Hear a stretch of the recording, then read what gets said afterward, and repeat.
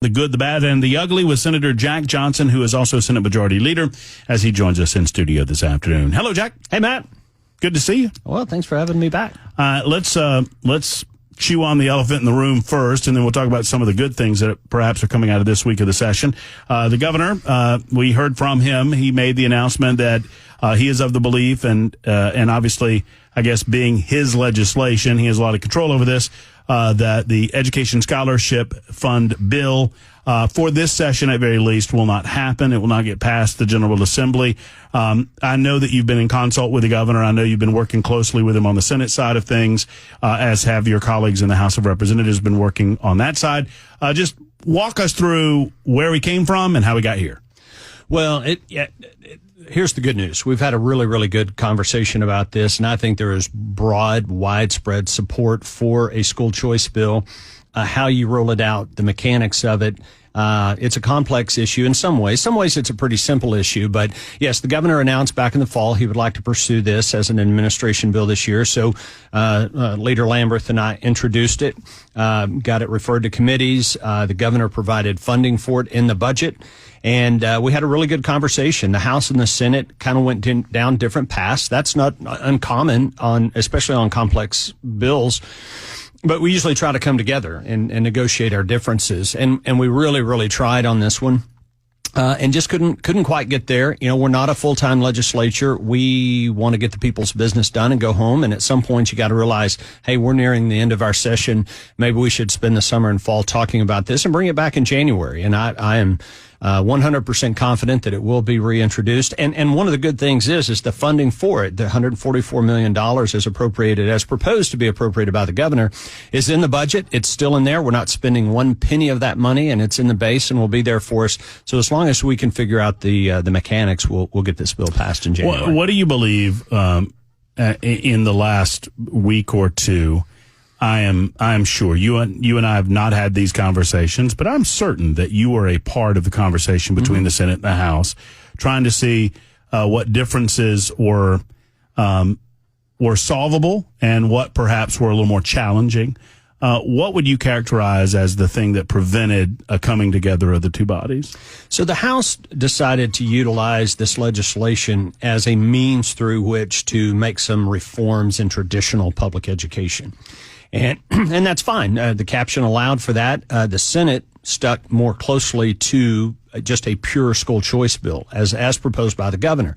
The Senate made a couple of minor modifications, primarily dealing with the ability to have choice between public schools. And I think that's a fair point to make. If you're talking about school choice, it's not just about homeschooling, about private schooling. It's also about, there might be a better public school that's near you. So including that in there. The House, on the other hand, wanted to deal with teacher evaluations, testing, student accountability, a number of other things in the bill, and many of which were some really good ideas, and the Senate agreed with those. Unfortunately, though, we did get bogged down on a couple of things that the House wanted to do relative to traditional public education that the Senate was not comfortable with, and that's where our negotiations broke down. But again, we've got all summer and fall. If we were like Washington, and I'm glad we're not, we'd be in year round and we'd continue this debate. But we got to put this session to an end, and we'll be back in January. I mean, do you think is it a part of the end of debate? I don't want to characterize this in any negative way. I don't want it to seem like I'm doing that, but it feels like because we're in an election year, there's more of a willingness on the part of the players. I'm not putting words in your mouth that, hey, let's take a step back. Let's let every member of the House and half of the Senate go back to their respective districts as they are up for re-election and talk to the voters and see where the voters are. Once they have that good and robust conversation leading into the fall, I think they'll come at this with fresh eyes in the winter, in January. Well, that's a great thing about our system is when you have a high-profile issue like this, and of course there's lots of misinformation out there about the bill and proponents and opponents, more from the opponent side, making allegations about what this bill was intended to do when in fact it's truly about empowering parents. That's it. End of story. Case closed. Do you think parents should have more? Wait a minute, Jack. I thought this was a hidden agenda for the state to take over all private schools. Well, sadly, some were making that argument, which is just a completely ridiculous argument. No, this is about empowering parents, about parents being able to make decisions that they believe are best for their kids. So, like with a number of other things, I think it will be talked about a lot as people are out on the campaign trail. And the governor will be out there talking about it, and I'll be out there talking about it, as will others, and we will get there. And this isn't just a Tennessee issue. This is a national movement. We're up to, I don't know, it's 9 or 10 states now that have passed it. A number of others are contemplating. Your former home state of Alabama just passed a universal school choice program. Governor Ivey signed it not long ago. Arkansas passed it. So this is a national movement, and it's a positive thing. It's an exciting thing. We're just going to have a little bit more conversation about it. You know, and for my good friends on the conservative right who decided that this was some sort of poison pill legislation, or they characterized it in ways that, you know, was always undercover and nefarious and shadowy. I've asked from the beginning if we are in favor generally of parental choice, of school choice for parents, of empowering parents, what does that look like if not this? I don't know what it would look like. It is your money that you're sending to government. If you choose to give an avenue by which you can utilize that money to get into a better educational opportunity, isn't that what we've always said that we wanted? Well, you hit the nail on the head, and that's the way I've tried to explain it. If you view the money that the state of Tennessee collects through taxation as the state's money, that might lead you down one train of thought. Mm-hmm. I don't view it that way. Any money the state has belongs to the people of Tennessee, and the state has decided that we are going to appropriate every year $7,000. This is the average statewide, $7,075 to educate a child.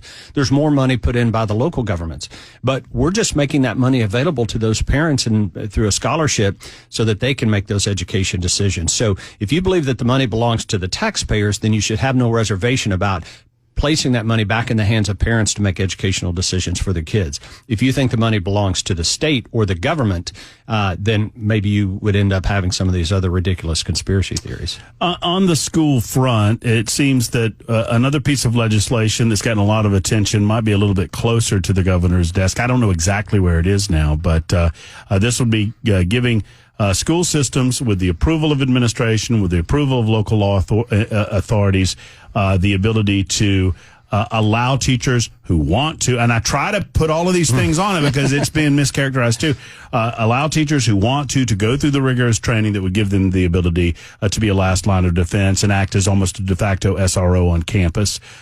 You're in favor of this legislation? Oh, 100%. Yeah. And where are we on it? So the Senate's passed it. Senate has passed it, and I was proud to vote for it. It's a really, really good common sense piece of legislation. Again, a lot of misinformation. I could show you dozens, if not hundreds, of emails that I've received from constituents that literally think that this legislation means that we're going to go to Miss Jones, who's a 65-year-old English teacher. She's never touched a weapon, and we're going to hand her a Colt 45 and say, put this. Just give her a machine gun. We put this in your desk drawer, and if something bad goes down, which is ridiculous, that's not what it does. There are over 500 schools in Tennessee right now that do not have a school resource officer. They're largely in some of our more rural areas. These are the same communities where there might not be any local police, city police officers, and you've got 3 or 4 sheriffs that are patrolling the entire county. And so, yet they may have a high school football coach or, a PE coach or a history teacher that's former law enforcement, former military, has a certain skill set. And we're simply empowering those districts, as you said, with the acknowledgement and cooperation of the chief law enforcement officer of the county, the superintendent, and the principal to say, hey, we've got Matt Murphy here. He was a 20-year sheriff's deputy, or he's a former Army Ranger, and we can't hire school. We've appropriated the money, but it's hard to hire these people, get them in, get them trained. So let's create a system and a policy through which this particular individual can do 40 hours of training a year, the psychological evaluation, all the background checks, all the things that you would have to do in order to become a law enforcement officer, and utilize that skill set that they have. So it's a common sense piece of legislation. A lot of districts will never do it because they've got SROs in every school. They got lots of local law enforcement. They don't need it. Jack, I look at it. I don't mean to diminish the importance of the legislation or the conversation. But there are some that try to mischaracterize this as, there will be, wild, wild west in every school system. I look at some of the check boxes that have to be met in order for this to happen. Local law enforcement, the school system itself, the principals, the administration, the teacher has to be the right mindset. They have to go through the proper training. And you're probably talking, about 20 people total across the system. Exactly. But it does give those systems that ability for that safety net to be in place in those particular areas, which is what is so important about the legislation.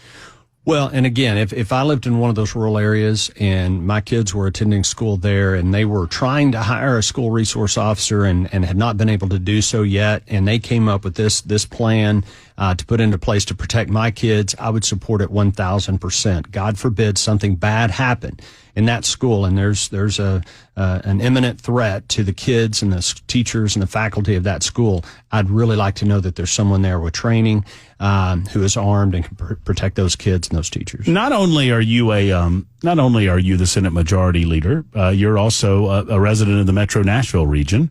Have you looked into Mayor O'Connell's transit plan at all? At a very high level. Obviously, we've been a bit distracted by some of the things that are going on up there. But I've not done a deep dive into it. But, that this happened back during Megan Barry's when she was in office. And there was a big conversation about it. I think it overlapped with Mayor David Briley. So it's something Mayor O'Connell talked about when he was campaigning for mayor. So I'm sure it'll be a big topic of conversation. The reason this came to my mind is because my next subject was about Metro Nashville, specific to the redevelopment of the East Bank, along with the approval of a new, football complex that will also, serve as, concert venue and whatnot on that side of the river. There's also a development project going on in the East Bank. And it's my understanding that you guys are considering legislation that would create and I don't want to roll my eyes when I say this, but another board, another authority. Help me understand this.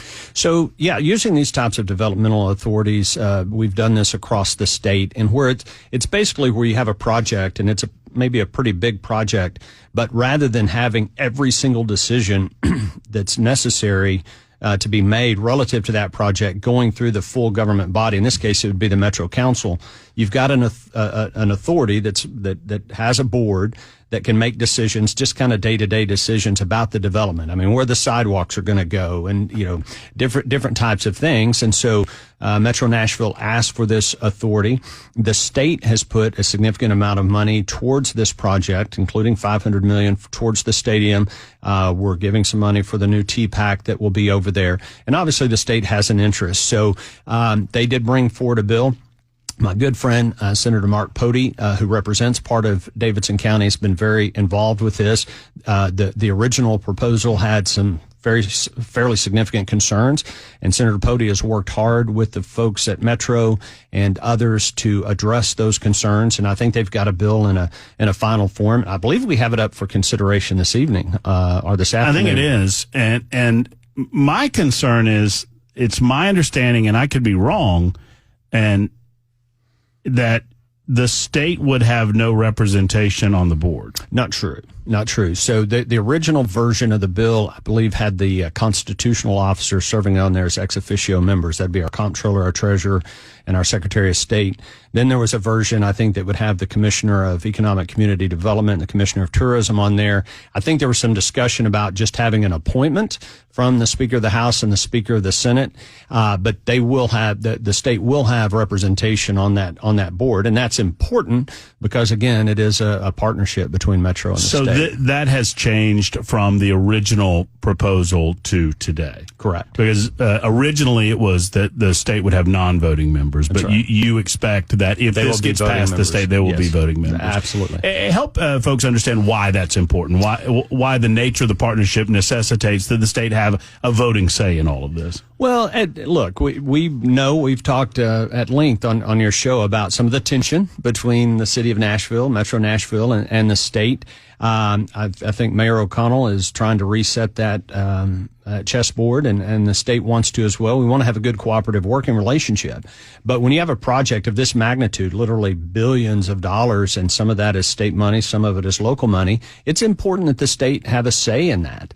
And again, this is a common practice when you have a development like this or a project like this, to have a board that's dedicated to look just at this project. There is still accountability to both the Metro government through the Metro Council. There will now be accountability back to the state through the General Assembly, whether that's commissioners who are serving on that or if it's appointees by the Speaker of the House and the Speaker of the Senate, so that all eyes can be on this and there'll be a lot of transparency and be ample opportunity for either side to weigh in if that board and that development authority goes in a wrong direction. It also, and I'm told, and I could be getting this wrong because I admit that I've not done my homework and read the legislation that's in front of you guys today, but that the planning, this new planning board, whatever we're calling it, East Bank, whatnot, would have sole discretion as to decision making regarding the nature of private property.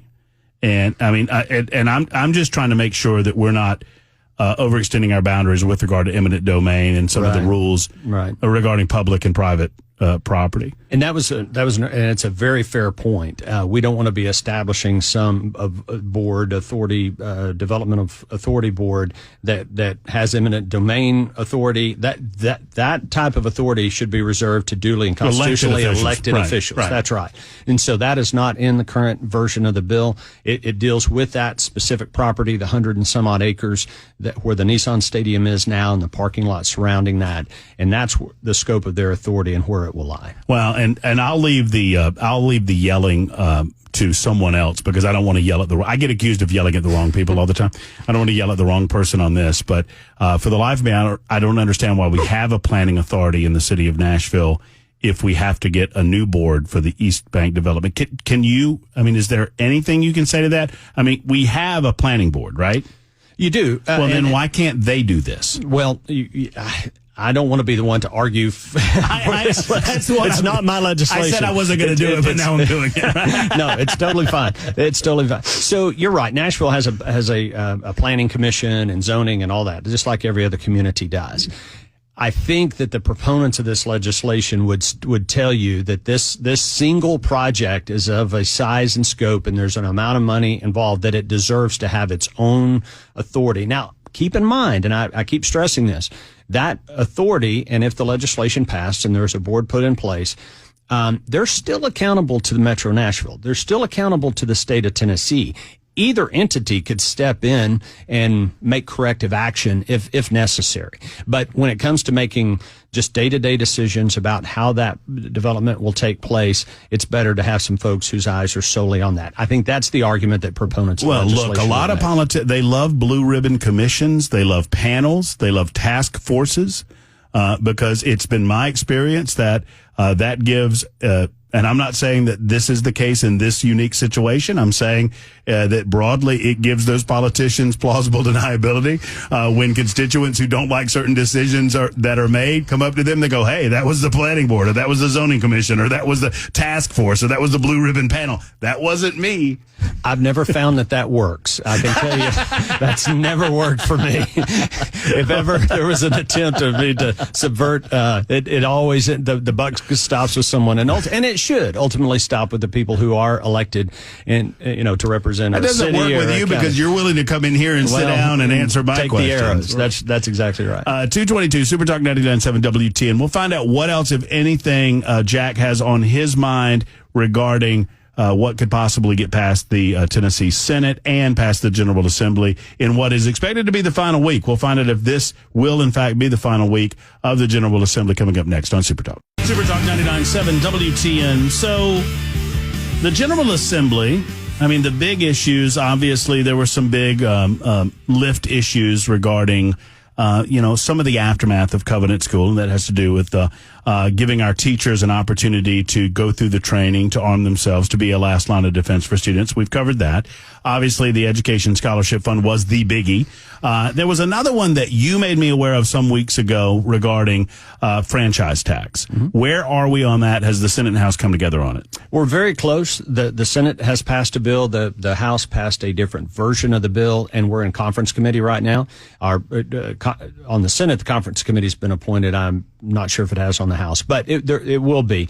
And just some mechanics and some details, but effectively, it's something we've been talking about for a while. We were encouraged by it being brought to our attention that based on a United States Supreme Court case from Maryland in 2016, that we might have a constitutional issue with the way we assess our franchise tax. So the governor brought forward a plan to say, hey, let's do two things. Let's fix that moving forward. That's almost a $400 million recurring tax break to businesses, mainly small businesses, small, medium size, a few larger businesses, about 100,000 businesses in Tennessee that are going to see a significant tax cut. We like cutting taxes in Tennessee. That's returning money back into the pockets of those business owners so they can hire more people, expand, do, what they want to do. Lower their prices. And then the governor also proposed that we do what is standard protocol in an instance where we think that an individual may have been overtaxed. They get a 3-year look back. It's a 3-year statute of limitations. Mm-hmm. So we're going to allow these companies to apply for, not only get the tax cut moving forward, but apply for a refund, if you will, for the last 3 years if they feel like they were overtaxed. I don't want to mischaracterize this, but as I am understanding it, it's the state of Tennessee looking at this and recognizing that they need to make sure that we're doing everything the proper way, that we're not overburdening our businesses in the state of Tennessee, and that we haven't been. Make it right moving forward, right, and do the right thing with regard to taxation on businesses, recognizing, as I do, that businesses don't pay taxes, that ultimately that tax rolls down to the consumer level. That's exactly right. So we're in pretty solid agreement about that. We had an issue. There are a few companies out there that have received a tax credit based on this tax, and we want to make sure that they don't lose something that they were entitled to as well.